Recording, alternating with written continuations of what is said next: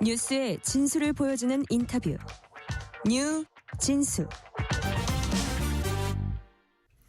트럼프 대통령이 전쟁이 곧 끝난다고 공언했습니다. 필요하면은 호르무즈 해협을 장악할 수도 있다는 자신감도 내비쳤습니다.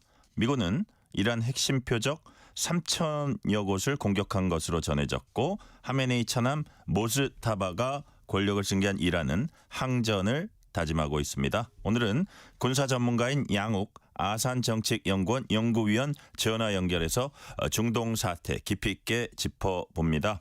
양욱 위원님 안녕하세요. 네, 안녕하십니까. 네, 귀한 시간 내주셨어요. 감사드립니다. 예, 감사합니다. 트럼프 대통령이 전쟁은 곧 끝날 거다 이렇게 했습니다. 자, 미국 입장에서 어떤 목표가 있을 거예요. 예컨대 핵시설, 핵물질, 탄도미사일 같은 핵심 군사력 무력화시켰다고 판단되면 전쟁을 종료하는 수순 밟을 거다 이런 전망도 나오는데 그렇게 보십니까? 네, 일단은 이 에픽 퓨리 작전이 어떻게 설계되었나를 좀 바라보면 답이 나올 것 같은데요. 네. 이 작전의 주요 목표는 지금 말씀하신 대로 크게 일단 두 개로 나눠보겠습니다. 네. 핵과 관련된 핵 관련 능력, 개발 능력을 포함한 관련 능력을 무력화시키는 것. 네네. 이게 이제 궁극적인 목표 중에 하나라고 볼 수 있고요. 네네. 또 다른 목표로는 이란의 군사력을 무력화하는 것. 이렇게 볼 수 있겠습니다. 네네. 다만 지금 여기서 우리가 한 가지 보이는 것은 레짐 체인지는 목표가 아니라는 거죠. 그거는 너무 복잡하고 너무 장기전으로 가야 되는 거죠? 맞습니다. 그래서 레짐 체인지까지는 아니고 레짐을 코어션, 그러니까 레짐을 압박해서 미국이 원하는 결과를 얻는 것. 결국은 핵 개발을 포기시키는 것. 이것을 목표로 삼고 사실 이것도 달성하기 힘든 목표입니다. 그러니까요. 예. 사실 지상을 점령하지 않고는 핵 개발 능력을 완전히 무력화시키는 것을 장담할 수 없는 상황이거든요. 그러니까요. 그렇다고 한다면 최소한 미국이 공언한 대로 이란의 공식적인 군사력을 전부 제거해서 그 능력을 없애는 것.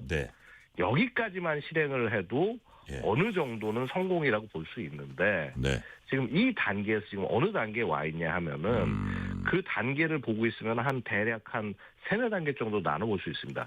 제일 처음에 전쟁을 시작하자마자 방공망 제압하는 임무를 수행을 했고요. 그래야지 이제 자유롭게 공격을 하니까요. 그다음에 전략 타격을 통해서 미사일과 드론의 기지들, 발진 장소들, 불해들을 경멸을 시키고요. 그다음에 해군력을 경멸시켜서 호르무즈 해협 봉쇄를 함부로 할 수 없게 만들고요.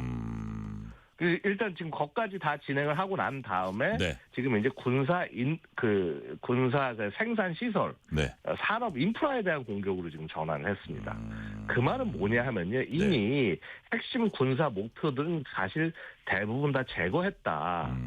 특히 이제 72시간 안에 이제 미 국방부와 중부상부의 발표에 따르면 72시간 안에 1,700여가 넘는 표적을 제거를 했고, 그 다음에 초기 100시간 작전으로 거의 대부분의 군사 목표는 거의 달성을 했다라고 바라보고 있어요. 그래요.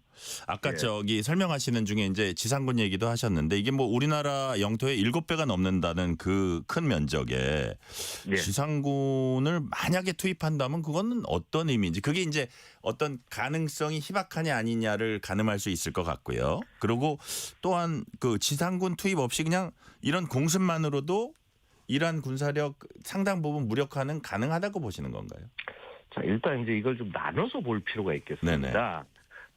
지상군 투입이 있어야 정리가 되는 것은 기본적으로 정권을 바꾸거나 정권 교체. 그다음에 혹은 핵과 관련된 모든 기능을 무능화시키려면은 그건 지상군이 무조건 들어가야 되는데 이게 지금 미국이 가진 병력만으로는 도저히 불가능한 상황이고요. 아마 다국적군이 형성이 돼서 한다고 하더라도 이거는 역대 본 적이 없는 대규모의 군대가 돼야 될 겁니다. 자, 그렇다면 현실화되기가 결코 저기 쉽지 예. 않은 그런 말씀이시네요. 매우 쉽지 않은. 그다음에 그렇게 가는 것 자체가 사실은 정치적으로는 자살행위로 볼 수 있겠죠. 지금 중간선거를 앞두고 있는 트럼프한테. 그래요.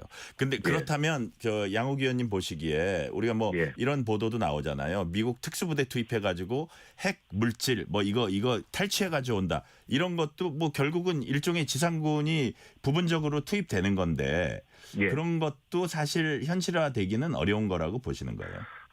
결국은 이제 목표의 크기에 달려 있는데요. 그런데 특수부대는 지금도 전 들어가서 활동하고 있다고 보고 있고요. 그건 기본적으로 그렇습니다. 근데 특수부대가 들어가서 활동하는데 크게 문제가 안 되는 건 뭐냐면 여기는 되게 작은 부대가 들어가서 은밀히 활동하기 때문입니다. 그래요. 그러니까 소위 우리가 풋프린트를 거의 남기지 않는다고 표현을 하는데요.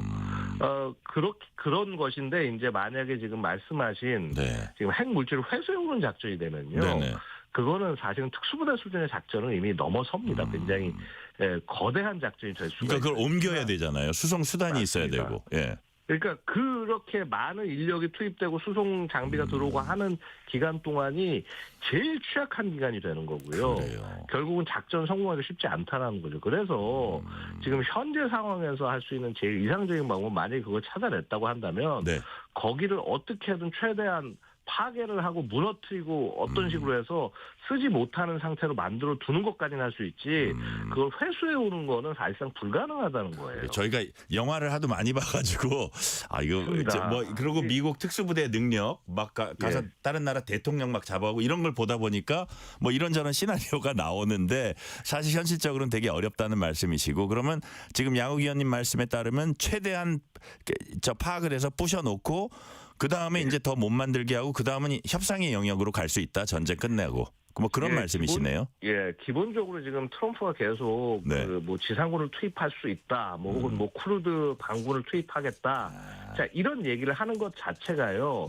기본적으로 이란의 기본적 군사력을 전부 무너뜨려 놓고 난 다음에 그다음에 이란이 자기가 수단이 없다라고 생각하는 할 때 협상으로 넘어가기 위해서 일종의 약간 블러핑성이나 이건 상대방에 대한 압박 그 발언일 수 있다는 거네요. 그게 훨씬 더 강합니다. 왜냐하면 우리가 이해해야 될 게요. 트럼프가 자기가 뭐 최초의 대통령 당선될 때나 이기 때나 계속 하는 얘기가 왜 미군을 쓸데없이 자꾸 이렇게 레짐 체인지나 이런데 지상군을 자꾸 보내서 시행을 늘리느냐라는 걸 얘기를 하고 있단 말이에요. 그래요.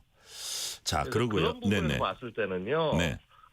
결국은 우리가 생각하는 것 같은 그런 뭐 특작전이나 지상전의 뭐 극적인 모습들이 그렇게 손쉽게 나올 수 있는 상황은 아니라는 겁니다. 지금 사실 트럼프가 계속 출구 전략을 얘기하고 있어요. 우리가 이걸 달성하면 이거는 임무 달성한 거다라면서 자꾸 전제를 얘기하지 않습니까?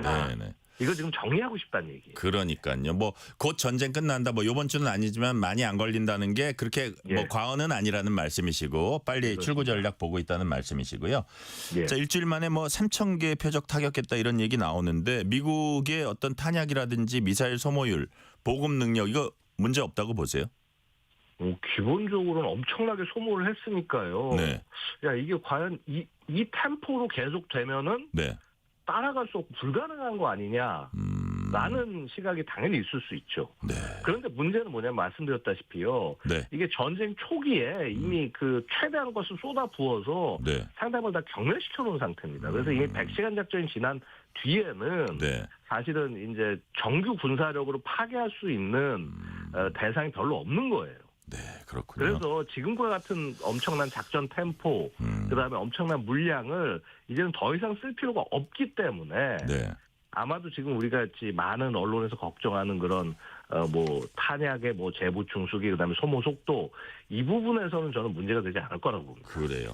근데 여하튼 뭐 또 필요한 부분도 큰 문제는 없지만 필요한 부분도 있을 것 같으니까 이제 한반도에서 우리나라 주한미군에서 그쪽으로 이제 간다 이런 보도들이 나오고 있고 사실상 이재명 대통령도 여기에 대해서 또 뭐 사실상 좀 주한미군에서 좀 이게 방어 무기라든지 이런 것이 나갔다는 취지의 이제 얘기 확인을 해줬는데 여기에 또 뭐 워싱턴 포스트 보니까요 사드 한국에 있던 고고도 미사일 방어 체계 사드도 중동 전선으로 이동 중이다. 이렇다고 본다면 패트리어트 미사일이나 사드 같은 게 중동으로 가고 있다 이렇게 봐야 됩니까?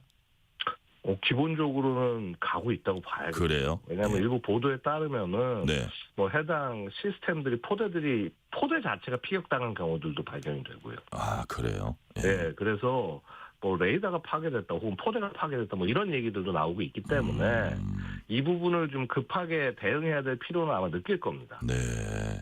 자, 그러고요. 이재명 대통령이 그렇지만 국무회의 발언입니다. 우리 대북 억지에 심각한 장애가 생기냐 이렇게 묻는다면 그렇지 않다 이렇게 설명을 했거든요. 네. 자, 이럴 경우에 그러면 급하게 뺐는데 이거 미국에서 중동 가 있는 동안 또 이거를 보충을 합니까? 아니면은 그냥 이거는 일단은 좀 비어 그 부분 뺀 부분은 좀 비어 있다고 봐야 되는지 이건 어떤지 모르겠어요. 그러니까 사실은 이제 이 부분을 조금 우리가 좀 들여다봐야 되는 게 네. 무엇을 뺐냐에 따라 차이가 있는데요. 네. 자, 일단 포대 전체를 뺐을 경우에는 이거는 손쉽게 다시 갖다 놓기는 쉽지 않고요. 네. 포대 전체를 뺀 것이 아니라 예를 들어서 예비탄만 먼저 보냈다.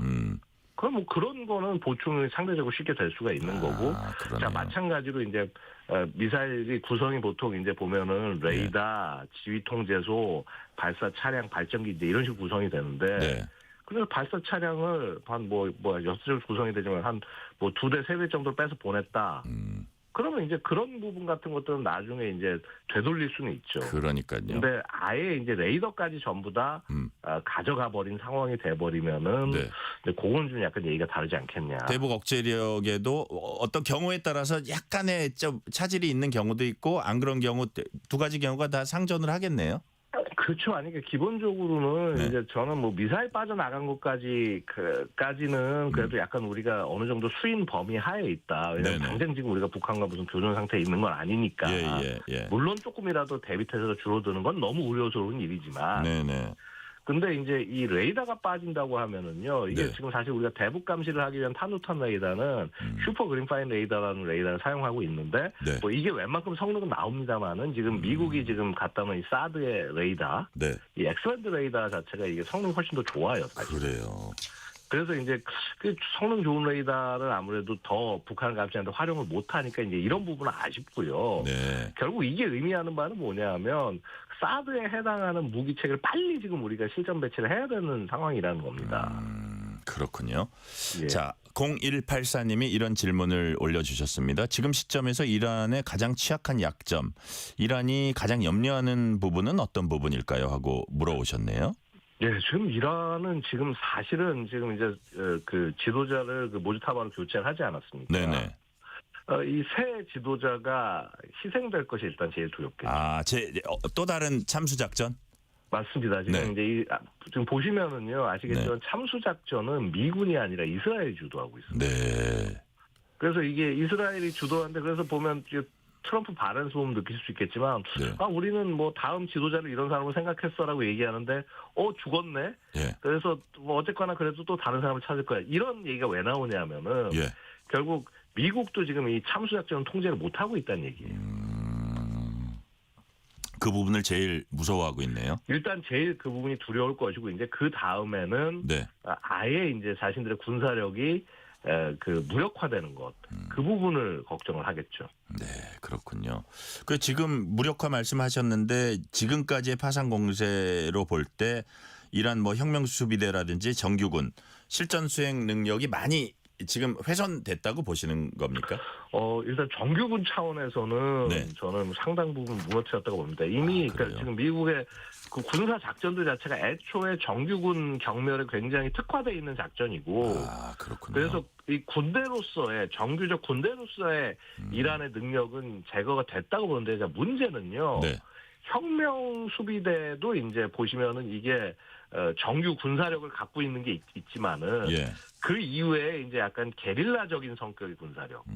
그러니까 사실 뭐 드론이라든가 혹은 심지어 탄도미사일조차도 이제는 게릴라식으로 운영을 하고 있습니다. 예. 그래서 이 부분에 대해서까지 완전히 경멸하는 것은 좀 시간이 걸릴 거다. 그런데 아까도 말씀드렸지만 정규적 군사력을 무력화시킨다는 차원에서는 이미 상당 부분 진전이 있다고 말씀드릴 수 있겠습니다. 그래요. 자, 지금 말씀하신 거하고 이제 좀 관련이 되는데 일반 미사일 같은 거하고 비교해 볼 때 그 자폭 드론 드론이 많이 이제 활용이 되고 있잖아요. 그래서 예. 요게 뭐 그 가성비 좋다 이런 얘기도 나오는데 이제 비용면 전술적으로 또 어떤 기술적으로 어떤 좀 차별성이 있을 수 있을까요? 그러니까 이게 이제 가성비가 좋다라고 하는 거는 이런 겁니다. 그러니까 네. 아주 간단히 말씀드리면요. 예를 들어서요. 네. 그냥 미군의 예를 한번 들어볼게요. 가장 네. 어떻게 보면 돈을 많이 쓰는 군대니까요. 미군이 어떤 표적을 공격하기 위해서 토마호크 미사일 같은 걸 쏘지 않습니까? 예, 예. 그럼 그 토마호크 미사일이 한 발에 거의 한 20억 정도 됩니다. 엄청 비싸군요. 미사일 한 발에. 예, 예. 엄청나죠. 예, 예. 그래서 이제 뭐 목표를 사격하기 위해서 예를 들어서 토마호크를 뭐 한 4발, 5발만 5발만 쏴도 네. 그냥 100억이네요. 100억이죠, 그냥. 예. 5발만 쏴도. 예. 자, 그런데 이 토마호크 미사일이라고 하는 것은 순항 미사일이고 순항 미사일은 비행기하고 비슷하거든요. 네. 그건 요격이 될 수도 있습니다. 엄청나게 비싼 무기가 요격이 될 수도 있는 거죠. 그래요. 예, 예. 자, 그런데 지금 제가 아까 말씀드렸습니다. 그 자폭 드론을 네. 미국도 만들었어요. 지금 뭐 이란이라든가 러시아도 쓰는 거 보고. 예, 예. 루카스는 자폭 드론을 만들었는데 그거는 개당 5천만 원 정도 합니다. 뭐 싸지는 않죠. 싸지는 않은데 아까하고 비교하면 많이 싸죠, 그래도. 싸죠. 그렇죠? 예. 예. 그러면 그럼 성능이 어쨌든 효과를 좀 발휘한다 이거죠. 그 가격에. 예. 그렇죠. 그래서 이게 뭐냐면 그래서 이게 쓰는 방식이 이게 러시아나 네. 이란이나 이런 데서 소위 섞어 쏘기를 하지 않습니까? 예. 방식이 어떠냐면 먼저 이 저가의 드론을 계속 보냅니다. 그것도 그냥 몇 개를 보내는 게 아니라 수십 대를 보내요. 예. 그래서 예를 들어서 한 뭐 40대, 50대 보내면은 네. 이걸 요격하려고 막 미사일 쏘고 막 소진할 거 아닙니까? 네네. 그 능력이 떨어졌을 때 마지막에 정말 자기들이 갖고 있는 탄도미사일이나 순항미사일을 쏴서 목표를 제거를 하는 거죠. 그러니까 이렇게 되게 예. 효율적으로 가는 겁니다. 그러니까 결국은 상대방을 소진시켜서 내가 엄청나게 많은 물량을 소모해야 상대방이 소진이 되니까 네. 그 소진이 됐을 바로 그때 마지막에 정확한 일격을 가하는 그 방식을 활용을 하는 거고요. 네. 결국은 이런 좀 어떻게 보면 드론이 활용이 돼서 네. 21세기형 소모전이 수행이 되는 거죠. 그렇군요. 자, 그리고요. 이게 이런 얘기가 있더라고요. 이란이 1조 5천억 원 규모 미군 레이더 타격했다. 뭐 이게 정밀 미사일 방어망 뚫고 들어갔다는 건데 이게 사실이면 실제로 이게 맞는 얘기입니까? 이런 일이 있을 수도 있다라는 거예요. 아, 그런 그러니까 얘기군요. 예. 이게 왜 그러냐 하면 우리가 뭐 이거 소위 스쿼터 그래서 뭐 뭔가 이렇게 뭐 어떤 막에서 이래서 도망가서 갑자기 들어온 거 이걸 얘기하는 건데 이게 아무리 네. 막 수백억 혹은 뭐 수조짜리 시스템이라고 하더라도요. 네. 지금 아까 말씀드렸듯이 수십 대 혹은 수백 대가 동시에 날아오면은 이 포대에서 쓰고 있는 미사일을 다 소모해 버렸어요. 네. 그럼 그 재정전 하기도 전에 계속 날아오면은 맞을 수밖에 없는 거예요, 이거. 아, 그렇군요. 그래서 한 대가 대단히 정교해서 뚫는 게 아니라 수십 수백 대가 동시에 나와서 방공망의 피로를 누적시키고 결국은 무너뜨리는 그런 방식이라는 겁니다. 그래요. 자, 그리고 요번에 처음에 이란을 타격할 때 외신에서 어떤 군사 분석을 하면서 야, 요번이 그 어떤 AI 기술의 활용으로 지금 제대로 핀셋처럼 찝어 가지고 하는 게 더 고도화되고 또 어떤 그 차원이 달라진 수준으로 높아졌다 뭐 이런 얘기도 나오는데 실제로 그렇습니까? 아무래도 많이 높아졌습니다. 그러니까 그래요? 이런 거죠. 보통 우리가 전쟁을 수행할 때 보면 이제 이런 겁니다. 기술이 막 발전하니까요. 그간은 어떤 노력을 했냐면 표적이 식별되고 나면 네. 그 표적을 공격할 때까지 시간을 엄청나게 줄여왔어요. 예. 처음에는 그게 막 여기 새로운 목표가 생겼네. 그럼 그 목표를 다시 지정해서 공격해까지 하기까지 냉전 시절까지 수일이 걸렸는데 지금은 이제 워낙 통신 기술이 발달하다 보니까 네. 수시간 만에 혹은 뭐 수십 분 만에 이게 가능해졌어요. 근데 문제는 뭐냐 하면 예. 그럼 표적을 식별한 이후 공격하는 시간은 줄어들었는데 네. 표적을 식별해서 요걸 공격해야지 하고 결심하는 시간은 안 줄어들었단 말이에요. 현대전에서. 근데 그 역할을 네. AI가 해주는 겁니다. 결심하는 그거마저도 결심까지 요게 표적인지 아닌지 식별하고 이게 표적이니까 때려 하고 그 결심을 도와주는 거예요. AI. 결심을 도와주네요. 예. 결심은 오롯이 인간의 몫이 아니라 인간의 몫이 아니라 계속 도와주는 거고 그러다 보니까 네. 사실 이번에 그 미군이 초등학교 오폭 있지 않습니까? 있었죠. 예. 아마 이게 그 AI의 실수에 의한 것이 아닌가라고 저는 개인적으로 추정을 하고 있어요. 그러니까 이게 정말 어처구니 없는 일인데 만약에 미군의 폭탄으로 그렇게 됐다면 예. 그 미군은 뭐 저기서 방공망 쏘다가 이란 소행이다 이런 주장도 트럼프는 하긴 하지만 일단 미군이 잘못해서 170명의 어린이가 죽은 거였다면 진짜 정말 큰일이잖아요. 정말 큰일이죠. 이게 정말 AI의 큰일이고 오류일 가능성이 높아 보인다는 말씀이시네요. 저는 일단 그렇게 판단하고 있습니다. 왜냐하면요. 이 AI를 활용을 해서 표적을 식별을 한 게 네. 이게 원래 이스라엘이 이걸 제일 먼저 시작을 했습니다. 그렇군요. 그래서 지난번에 그 기억하시면 하마스 전쟁 때 왜 가자 지구 들어가서 터널 전투하지 않습니까? 네, 터널 소탕전 지하 네트워크. 예. 그 터널 입구를 찾는 게 보통 일이 아니에요. 그게 사람으로 못 찾습니다. 보통 사람만 갖고는. 그 AI 활용해가지고 해서 이제 카메라로 분석해서 이제 그 성인 남성, 총 들고 싸울 수 있는 남성들이 가장 많이 왔다 갔다 하는데 그거를 출연해서 거기서 이제 표적을 확보를 했는데 네. 그렇게 임무를 수행하다 보면은 그게 이제 표적이 딱 들어맞을 확률이 네. 한 90% 정도였단 거예요, 당시에는. 그러니까 10% 이하대 정도로 오류가 나는 거죠. 그러네요. 그러니까 AI 기술이 상당히 이거를 많이 도와주지만 결정적인 오류의 그 가능성도 상존하고 있다는 말씀을 해주셨고요. 예, 맞습니다. 자, 양욱 위원님, 아까 이스라엘군 얘기하셨는데 이스라엘군이 이란의 지하 벙커 집중 타격하고 있다고 해요. 자, 네. 과거와 달리 이번에 투입된 벙커 버스터 등 네. 이제 신형 뭐 관통하는 그 무기들 있잖아요. 이게 예. 성능적 특징 좀 나타나는 게 있습니까? 예, 그러니까 이게 벙커버스터가요. 뭐 단순히 네. 파괴력이 좋은 게 중요한 게 아니라 네. 관통력, 그러니까 뚫고 내려가는 게 더 중요하고요. 뚫고 내려가는 그다음에 거. 어느 각도로 뚫고 내려가야 될지 운동 에너지도 있어야 되지 않습니까? 내려가려면. 야, 그렇군요. 그런 부분. 그다음에 내려갔을 때 이게 이제 그냥 닿자마자 터지면 표면에서 터지면 벙커버스터가 아니지 않습니까? 네네. 그러니까 내가 원하는 심도까지 들어갔을 때 터져야 되니까 지연식만을 어떻게 결합하냐. 자, 이 세 가지가 이렇게 잘 조합이 돼야 네. 최대한의 성능이 나옵니다. 근데 이제 원래 벙커버스터 하면 가장 대표적인 게 매시브 오더넌스 페너트레이터라고 그래서 네. 지난번 왜 그 포르도 왜 나탄즈에 있는 그 지하 기지를 공격할 때 미국이 썼다는 슈퍼 벙커버스터라는 폭탄이 있었는데 예. 그게 거의 11톤짜리 폭탄이었어. 근데 이제 이번에는 그렇게 11톤짜리가 아니라 네. 그냥 2,000파운드급 그러니까 킬로그램 한 뭐 900kg 정도, 약 1톤 정도. 1톤 정도. 예, 요 벙커 버스터를 갖고도 깊숙한 공격이 가능하게 네. 그렇게 했다라고 하는 게 특징이라고 할 수 있고요. 네.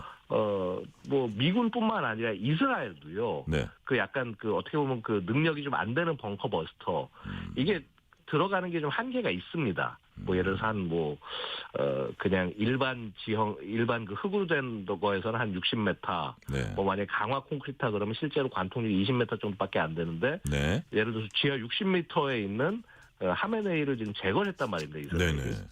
이거 어떻게 한 거냐면 같은 데를 또 때린 거예요. 그러니까 처음에 들어간 게 한 20m 뚫고 들어가면 거기 똑같은 데 떨구니까 예. 20m를 더 뚫고 들어가고 또 한 번 더 뚫으면 더 뚫고 들어가고.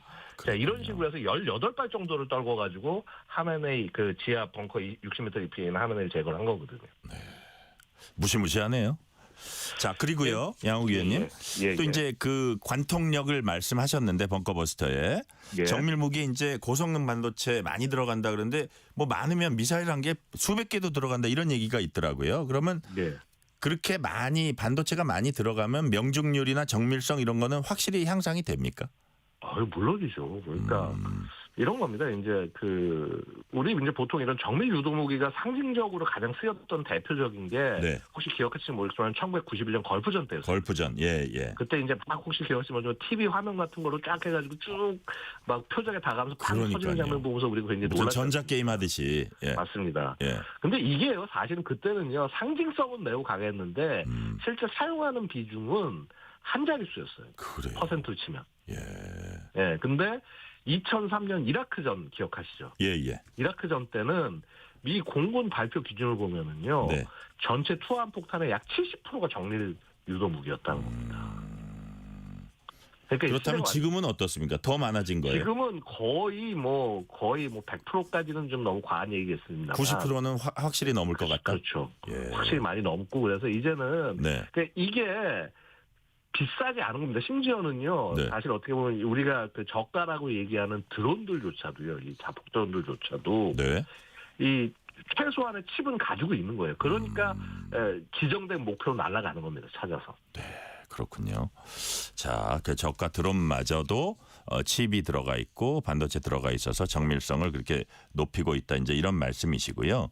자, 이런 거 이 얘기도 있어요. 일각에서는 이란이 무너지면 내전이 발생해서 제2의 리비아가 될 수 있다. 그래서 미군이 이 혼란을 통제할 포스트 워 전략 뭐 이런 것들 이란 내부 안정화하면서 뭐 어떻게 좀 뭐 다뤄나갈 이런 것들도 계획하고 있다.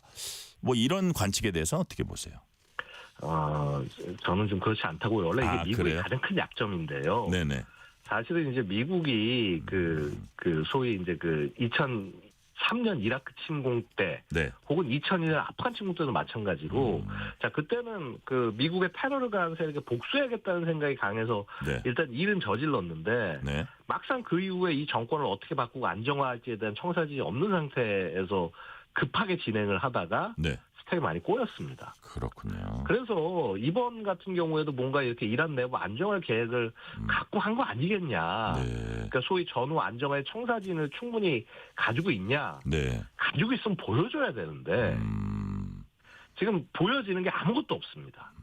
어떤 대안이나 뭐 이런 것도 없잖아요, 사실은. 맞습니다. 예, 그러니까 심지어는 지금 뭐 예를 들어서 뭐 이란 내에 무슨 뭐 그 뭐라고 그럴까 반군 뭐 이런 걸 한다 하면서 반정부 세력 아주 확고한. 반정부 세력을 얘기하면서 네. 쿠르드족을 얘기하는데 이 쿠르드족은 잘못 쓰면은 그 완전히 그 정말 휘발성이 강한 이슈예요. 중동 안에서.